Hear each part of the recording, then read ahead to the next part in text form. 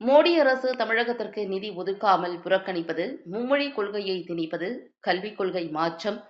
தொகுதி மறுவரையறை மூலம் தென்னிந்தியாவை வஞ்சிப்பது போன்றவற்றுக்கு எதிராக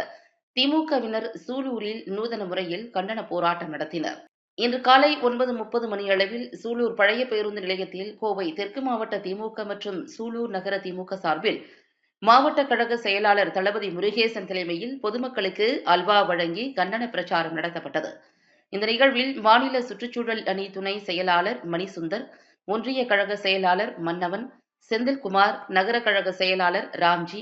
தேரூர் கழக செயலாளர்கள் கௌதமன், விஸ்வநாதன், வேலுச்சாமி, பொதுக்குழு உறுப்பினர் ரகு துரைராஜ், மதிமுக மாவட்ட அவைத் தலைவர் கருணாநிதி, கண்ணம்பாளையம் பேரூராட்சி தலைவர் புஷ்பலதா ராஜகோபால், பேரூராட்சி துணைத் தலைவர் கணேஷ், முன்னாள் பொறுப்புத் தலைவர் செல்வராசு, சுற்றுச்சூழல் அணி அமைப்பாளர் பசுமை நிழல் விஜயகுமார், மாவட்ட துணை அமைப்பாளர்கள் மாலதி, சாப்ரா, பொன்னுச்சாமி, காங்கிரஸ் நகர தலைவர் கண்ணன், பொருளாளர் வடிவேல், நகர நிர்வாகிகள் ஆசுமணி, கற்பகம், அங்கமுத்து மற்றும் கழக நிர்வாகிகள் பலர் கலந்து கொண்டு ஒன்றிய அரசுக்கு எதிராக முழக்கமிட்டு பொதுமக்களுக்கு அல்வா வழங்கி நூதன போராட்டத்தில் ஈடுபட்டனர்.